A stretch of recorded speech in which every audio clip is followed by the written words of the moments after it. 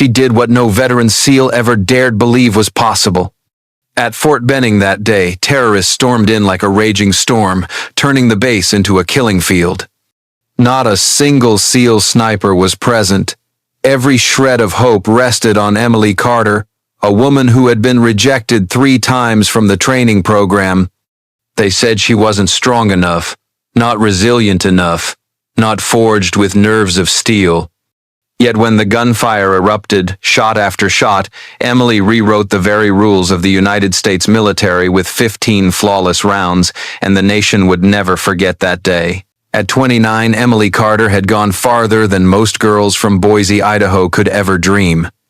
Her childhood was tied to freezing winter mornings, when the sun had not yet risen and her father's gunfire echoed across snowy fields.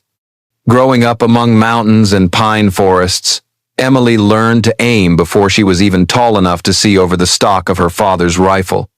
People in Idaho often joke that children there learn to pull a trigger faster than they learn to tie their shoes. For Emily, that was no exaggeration. As the years passed, that skill became more than a country pastime.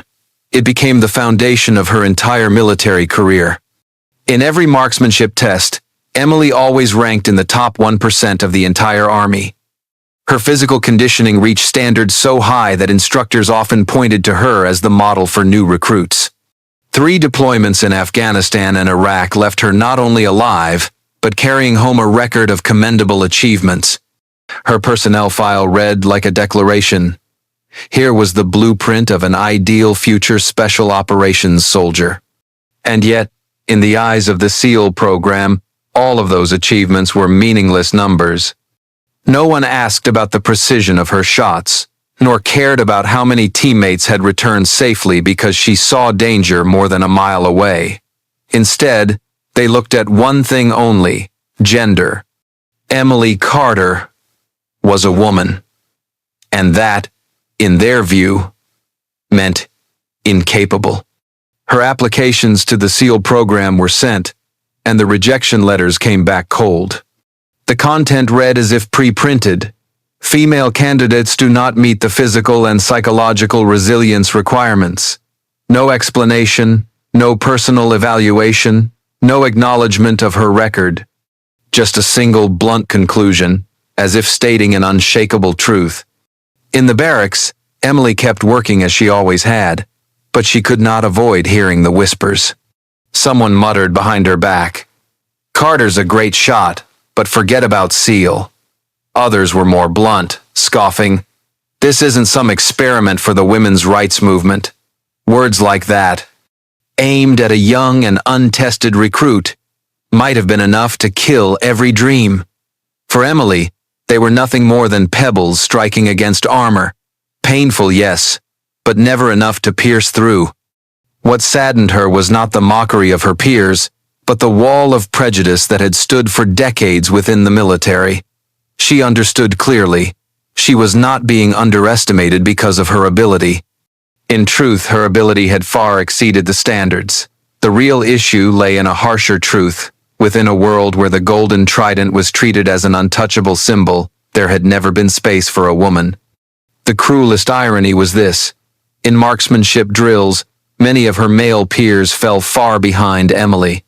Yet they still had the chance to apply, even with average scores. While she whose file made commanders nod in approval was stopped at the very gates. The reality was so absurd that, at times, Emily herself had to laugh bitterly. If I had been born with just one different chromosome, I'd probably be wearing a trident by now. But Emily was not someone who surrendered easily. She kept training, kept honing her strength and skills, as if one day the military might awaken and finally open the door. Some may have thought she was delusional. In truth, for Emily, giving up was the only thing she could never imagine. In some ways, that persistence became her defining trait. She never complained openly. She still completed every mission, still smiled when her comrades teased her. Once, during a grueling physical training session, someone joked, "Hey Carter, you just applied to SEAL for the free trip to the beach, right?" She simply shrugged and replied, "That's right, I love sunbathing." The whole squad burst out laughing. and for a few seconds the tension dissolved. Sometimes, that quiet humor made others fall silent, because it proved she had never once been broken. Emily understood that the road ahead would never be easy. But she also knew this: history has never been written by those who accepted the lines drawn before them. It has always been written by those willing to step across. And in her heart, that flame had never gone out. If you saw Emily Carter in her crisp uniform today, it would be hard to imagine that she grew up in a small town where the only supermarket closed at 8 o'clock sharp and the gas station doubled as the grocery store. The Carter family was not wealthy. Her father was a hunter, her mother worked seasonal jobs at a crop processing plant. In their modest wooden house in Idaho, Emily didn't have many modern toys, but she had one extraordinary teacher, her father. From an early age, he taught her how to listen to her own breath, how to feel the vibration of the wind, and how to hold her body steady. He would place a soda can on a wooden fence, telling her to focus while aiming with his battered old air rifle. Each time she missed, he would only smile gently and say, "Aim more carefully, but never forget every bullet is a promise. Only pull the trigger when you are ready to bear the responsibility." For Emily, it was more than a shooting lesson. It was a philosophy of life. A childhood bound to the mountains forged her patience. There were times when she and her father lay in wait for over an hour just to watch a deer step out from the forest. While her peers were immersed in social media and weekend parties, Emily found joy in learning how to read animal tracks on the ground or distinguish the sound of the wind whistling through different mountain passes. Those experiences not only sharpened her precision, but nurtured her survival instincts, skills that would later become invaluable in the military. When she came of age, Emily chose the path of service. That decision was not born from a desire to prove that women could do what men did. In truth, she hated that kind of label. For Emily, it was simply the longing to protect her country, protect her comrades, and challenge herself. During her years in Afghanistan, her talent quickly became the stuff of legend. Her comrades called her Eagle Eye. The name was not some flowery praise, but a truth etched by bullets fired from over 1,000 meters away. More than once, it was thanks to that eye that an entire unit walked away from an ambush alive. Some soldiers recalled that while they saw only dust and heard only wind, Emily detected the enemy lying prone on a distant ridge, and within seconds, the threat was gone. Once, after she saved her platoon from a sniper, a young soldier joked, "If it weren't for Carter, I'd be a picture on a wall by now." Emily only shrugged. "A picture's fine, as long as I look good." The whole unit burst out laughing, and from then on, they trusted not only her deadly calm but also her peculiar sense of humor. The years of combat left Emily with gray, heavy memories, yet also carved into her the image of a devoted soldier. She never cared about recording achievements. For Emily, true glory was found in seeing her comrades alive, returning home. But in cruel irony, when she returned to America and stood at the gates of the SEAL program, the step she thought would be the natural continuation of her journey, all those glories seemed to vanish. To the selection board, the legendary shots in Afghanistan meant nothing. The thick file of commendations became nothing more than lifeless sheets of paper. They didn't care how many lives she had saved. They cared about only one thing. Emily was a woman, and in their eyes, women had no place in the SEALs. That was the harshest paradox. A past that shone brilliantly, yet a present trapped behind the walls of prejudice. Emily once overheard an officer mutter in a hallway, "If she were a man, she'd be accepted in a heartbeat." That comment, instead of offering comfort, felt like a knife driving deeper into the injustice. In that moment, Emily understood she was not only fighting enemies on the battlefield, but also an enemy far more persistent and invisible: prejudice. It did not fire weapons, it did not leave bodies behind, but it silently stripped away opportunities from the talented. Even so, Emily carried within her a quiet faith, Memories of her childhood, long hours waiting with her father, those fateful shots in Afghanistan all remained like a small flame that never went out. She believed that one day, her past would no longer be forgotten, and the world would finally see her true worth. Dear audience, grab a glass of water, take a moment to relax, and keep listening to the story. The twists are still to come.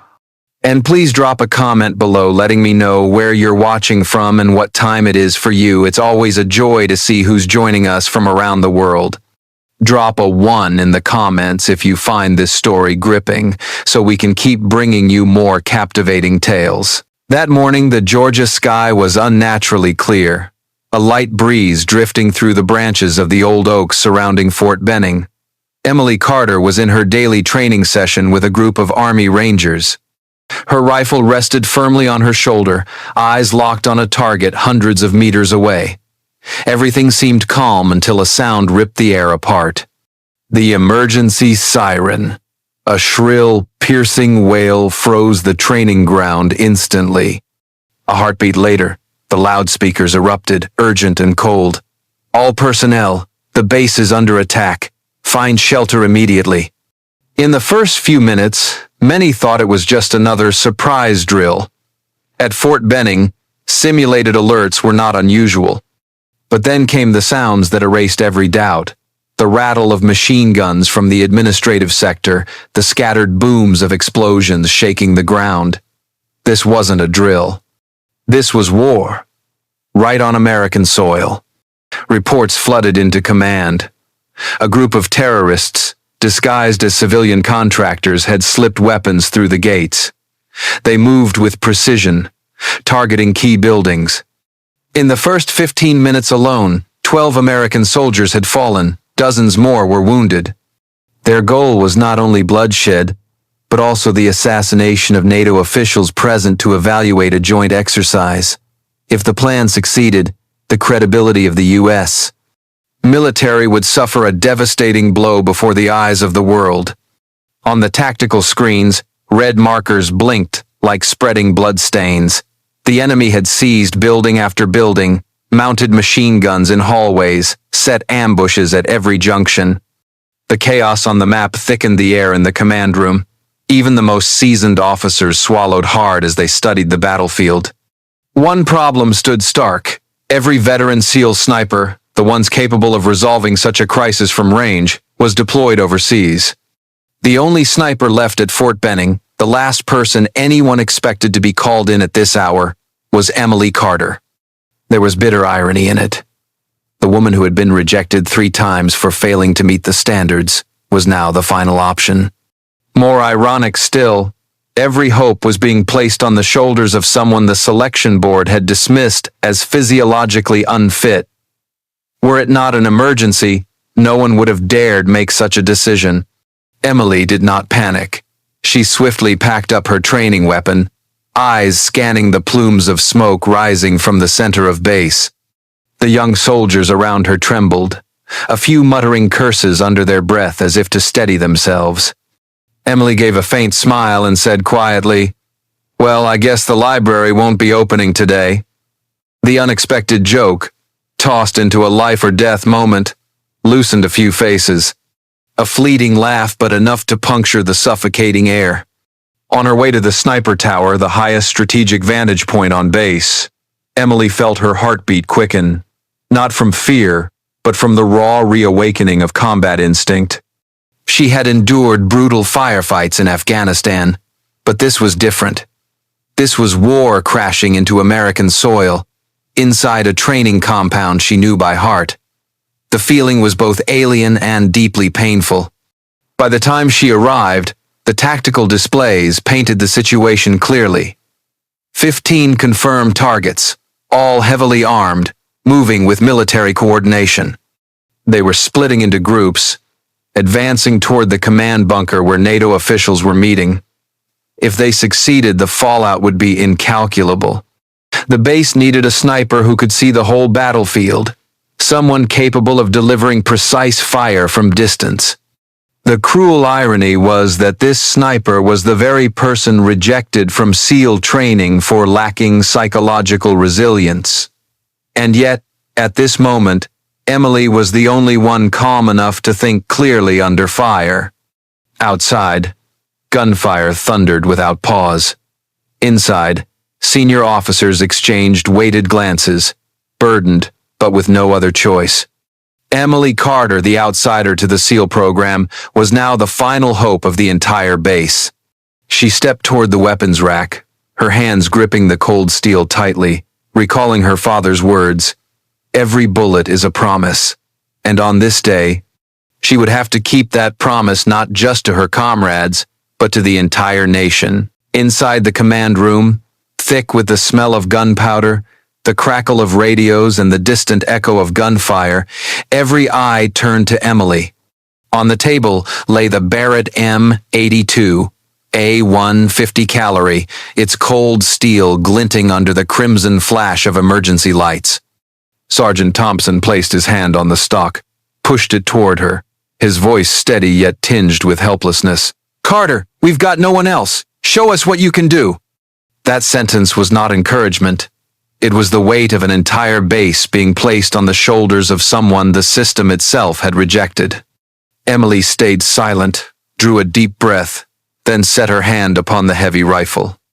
Her fingers brushed against the chill of metal, and a childhood memory surged back, her father setting a soda can on a wooden fence, reminding her that every bullet is a promise. Today, before her, stood 15 such promises she had to keep not just for her comrades, but for the trust of an entire nation. She pressed her cheek to the stock, eyes locked through the scope. Across the battlefield, the targets took form amidst the chaos. The red markers on the tactical screen were no longer symbols but living men breathing, armed to the teeth, moving like shadows through fire and smoke. 15 of them, all heavily armed, closing in on the command bunker. Her heart pounded, but her hands did not shake. This was the moment she had craved for 10 years. No test scores, no soulless rejection letters. Just one soldier, one rifle, and the chance to prove that gender had never been a limit. For a fleeting second, Emily almost laughed, not because the moment was light, but because of the sheer irony. She had been dismissed for lacking psychological resilience, and yet here she was, the only calm mind in a room consumed by tension. If a Hollywood writer had scripted this, they would never have dared invent a twist so cruelly ironic. She began her checks, stock, scope, bipod, each detail inspected with precision. Her movements so fluid and deliberate that a few soldiers around her lifted their heads, their eyes caught between surprise and hope. The Barrett M82 A1 was no weapon for amateurs. It was a beast of nearly 30 pounds, capable of tearing through brick walls from a mile away.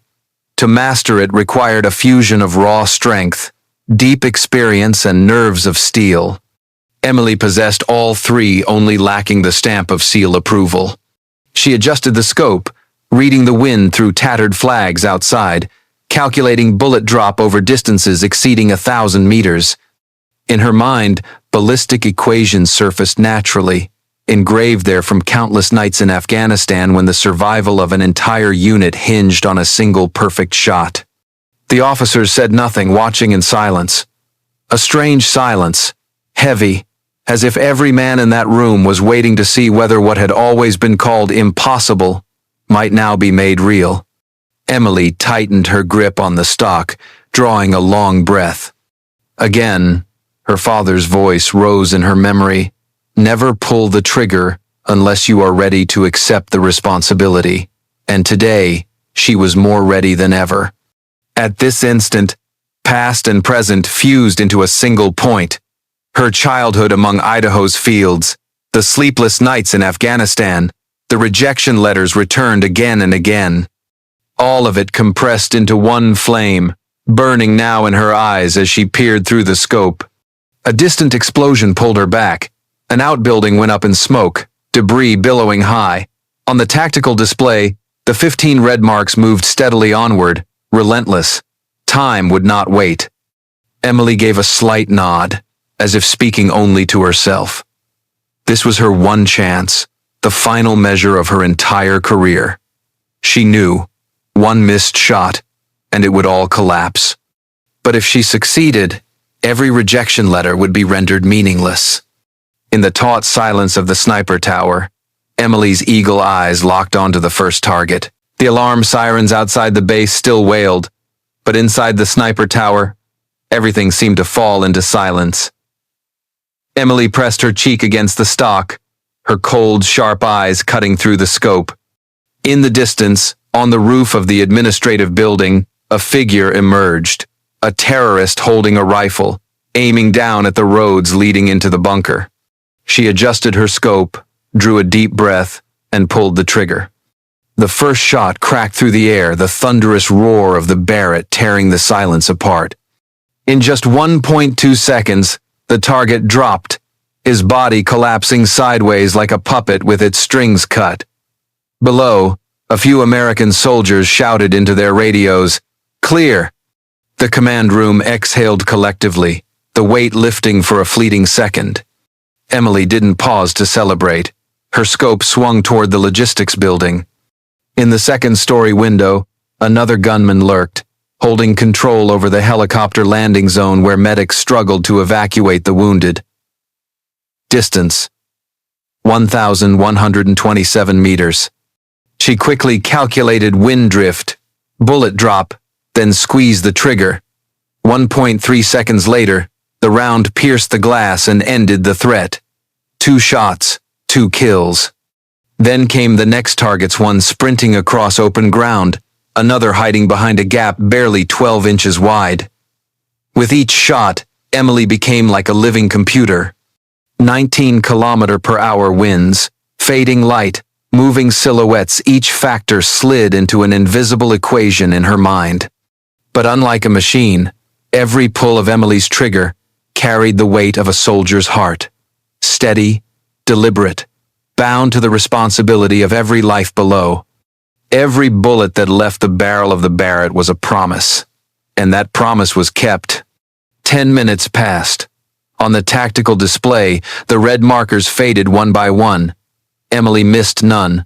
A target weaving across a warehouse roof fell with a single round. Another crouching behind a steel crate was struck through the smallest opening, dropped instantly. Within the first 20 minutes, 12 targets were down. Cheers erupted in the command room. Soldiers who once whispered doubts now stared at the screens, unable to believe what they were witnessing.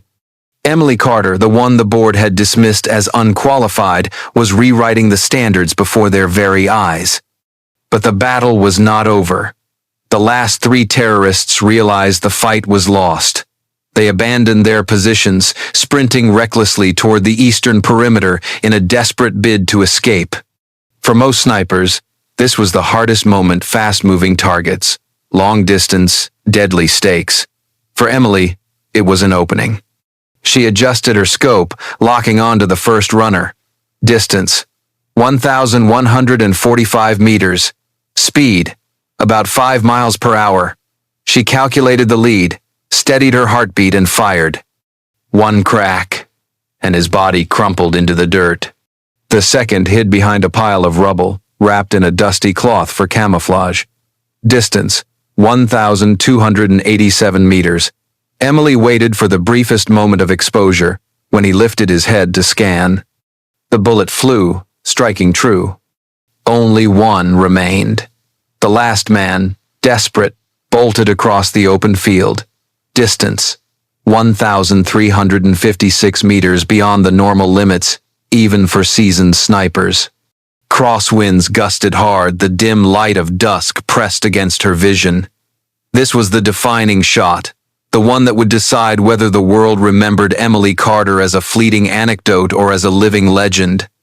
She inhaled, let go, and held her breath as she had done 1,000 times before. 1.44 seconds. Enough time for a single bullet to cross space and carve destiny. And when the final body fell, silence swept the base for a heartbeat before Fort Benning erupted into thunderous cheers. 15 shots, 15 hits, not a single miss. In the command room, a few officers stood stunned. One chuckled under his breath. And they said, "Women don't have nerves of steel." The air that had once been suffocating with fear now swelled with laughter and awe. Emily, still pressed against the stock, allowed herself the faintest smile. If anyone asked, she would probably say she was only doing her duty as a soldier. But deep inside, she knew. Every shot had not only saved lives, but had pierced through the thick wall of prejudice that had shadowed her for years. That afternoon, as the smoke slowly cleared, Emily laid down the Barrett and wiped the sweat from her cheek. The sniper tower still echoed with the memory of blasts, but below, American soldiers embraced each other, many raising their hands in salute toward her.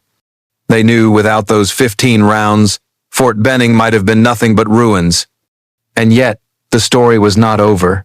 The engagement data would be analyzed, reports would be sent straight to the Pentagon. And there, a door that had slammed shut 3 times in Emily Carter's face was beginning, at last, to open. 3 hours after the firefight, Emily Carter sat in the cramped security briefing room of Fort Benning. No more gunfire, no more sirens, only the low hum of the air conditioner and the lingering smell of gunpowder clinging to the air. In front of her was a large screen, where an encrypted video link was being patched directly to the Pentagon. The room was packed with officers, yet no one spoke. Everyone was waiting. The screen flickered on. The face of Admiral John Richardson, commander of Naval Special Warfare, came into sharp focus. His voice carried, deep and steady, yet decisive. "Sergeant Carter, I have reviewed all the data. You have accomplished what even many veteran SEALs could not. I want to personally invite you to Coronado. The SEAL program will be reassessed starting today." In that moment, the entire room froze. Those who once doubted, who once shook their heads at the mention of Carter, now looked at one another with eyes-wide astonishment mixed with respect. Emily remained still, her back straight, her hands resting on her thighs to steady the tremor. Her reply was brief, low, but firm. "Yes, sir." The news spread like wildfire. The next morning, major newspapers splashed across their front pages the image of a woman behind a Barrett rifle in the sniper tower, her eye pressed to the scope amid smoke and fire. Those photographs became more than a record of victory at Fort Benning. They became the spark of a larger conversation. Did the military still have any grounds to bar women from its most elite units? On military forums, the comment threads stretched endlessly. Some admitted they had mocked her before, but now wrote, "I'm sorry. I was wrong," one soldier confessed. "I used to believe the SEALs weren't for women. Carter proved the SEALs are for anyone who has the ability." Even the most conservative voices struggled to mount a rebuttal. Because the numbers spoke for themselves. 15 shots, 15 hits, not a single miss. Inside the barracks, the atmosphere shifted. The whispers of doubt disappeared, replaced by nods of respect and silent handshakes. Some comrades who once teased her now sought her out, awkwardly offering clumsy apologies. Emily only smiled, answering with a quiet nod. For her, true victory was not in hearing, "I'm sorry," but in seeing those eyes finally regard her with recognition. The reaction beyond the base was even greater. Emily's image appeared on nightly broadcasts, intercut with clips from Afghanistan and Iraq, where she had already earned her name. The American public, so accustomed to seeing SEALs portrayed as broad-shouldered men, now found themselves staring in disbelief at a slender woman who had done what even seasoned operators rarely dared. On social media, hashtags like #EagleEye and #15 for 15 spread everywhere. People shared the news again and again, as if watching a Hollywood film, except this time the story was real. A small coffee shop in Idaho even printed temporary cups with the words, "One shot, one promise," inspired by Carter. The sweet humor of it made Emily laugh when her comrades showed her the picture. Within the military, meetings piled up. The Fort Benning after-action reports were scrutinized. Ballistics experts studied each shot, each weather record, trying to understand how Carter achieved accuracy bordering on superhuman. Yet what weighed most heavily in the halls of leadership was not the data, but the meaning. If one woman could do this, what reason remained to uphold the barrier of gender? For decades, the SEAL Selection Board had stressed physiological standards, but Emily had revealed the truth. The real standard was the ability to perform under pressure, something no test could measure outside of combat, and in combat, she had been flawless. In Washington, a few conservative officials hesitated at first, but as public sentiment swelled, even they were forced to voice their support. One senator declared, "What Carter did cannot be taught, it can only be recognized." For Emily, the days after the battle unfolded in a whirlwind. She received hundreds of letters from young women, high school girls who dreamed of serving their country. Line after line, they wrote that Carter had made them believe gender was no longer the invisible ceiling blocking their dreams. The strange thing was, amid all the noise, Emily remained herself calm, steady. On a quiet evening after the storm of headlines, she sat in her quarters, pulled out an old rejection letter she had kept from a past application. In the corner, the red stamp screamed, "Does not qualify." She folded it carefully, tucked it back into the box, and let out a small laugh. "Maybe I'll frame it and hang it right next to the trident." That smile was more than irony. It was a silent declaration. Emily knew. A new chapter was about to begin. And Coronado, the place that had rejected her 3 times, was now calling her name. 6 months later, the morning sun blazed over Coronado.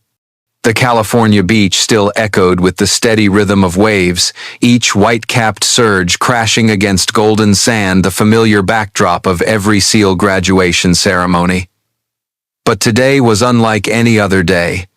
On that very shore, history was waiting to be written. Emily Carter stood in formation with her teammates, her uniform soaked through with sweat from half a year of grueling training. Behind her lay sleepless nights, hours shivering in icy water, and long runs that ended in exhaustion and nausea. Every exercise had been designed to break the human will, yet nothing had broken Emily. She had gone from the woman rejected 3 times to standing at the very top of her class, surpassing even the strongest of men. When her name was called, Emily's steps were heavy but unshaken as she moved toward the podium. Ahead of her stood the gold wall, engraved with the symbol of the trident, the wall she once saw as a door slammed shut in her face, now glimmering with sunlight. The sight tightened her chest. Years of longing, countless rejections, and that life or death moment at Fort Benning, all condensed into this single instant. The golden trident was placed in her hands, its metallic shine blazing under the sunday. It was not just the insignia of an elite unit, it was proof that the barrier of gender had been pierced. For a brief second, Emily remembered the old rejection letter she had once thought about framing. Now the idea seemed almost laughable. Maybe I should tape it to the back of the trident, just as a reminder never to believe in the limits others place on you. Applause erupted, her teammates' cheers rolling across the beach. Faces that once carried doubt now broke into proud smiles. Recognition needed no words. It was alive in their eyes. In the firm handshakes of soldiers who once believed they would never stand shoulder to shoulder with a woman in SEAL ranks. In the stands, the audience, families of soldiers, reporters, officials rose to their feet. Some wept quietly. They were not only witnessing Emily's historic moment, but also the declaration that excellence has no fixed shape, no gender. It only exists in those who endure to the end. After the ceremony, Emily walked along the Coronado shoreline. The waves kept their rhythm, but in the wind, she heard something more than the ocean's voice. It was the echo of recognition, the echo she had waited a decade to hear. No more rejection letters, no more mocking laughter, only genuine respect. She stopped, glanced down at her sand-streaked boots, and let out a soft laugh. So, I finally got my free beach trip after all. Had anyone heard, they would have burst out laughing. Through all the pain and the trials, Emily had kept her quiet humor, the same humor that carried her through long, frozen nights and moments she thought she might break. But beneath the smile was something deeper: gratitude. She thought of her father, the man who taught her that every bullet is a promise. She thought of the comrades who had fallen in Afghanistan, in Iraq, and of the 12 soldiers who died at Fort Benning. The trident on her chest did not belong to her alone, it belonged to them all, to those who had taught her the weight of responsibility, the meaning of never giving up. That day the press called Emily a symbol. But to her, the trident was simply confirmation that, in the hardest moment, she had chosen to keep a promise. And sometimes, keeping a promise is powerful enough to change an entire system. As the sun dipped below the Coronado horizon, Emily lifted her gaze once more to the gold wall. The symbol was no longer a scar in her heart, but living proof that willpower can shatter every barrier. And you, my dear audience, brace yourselves for the next twist in this jaw-dropping story. So, before you get too cozy, take a moment to like the video and subscribe, but only if you're truly loving what I'm doing here. And drop a comment below letting me know where you're watching from and what time it is for you. It's always a thrill to see who's joining us from all corners of the globe.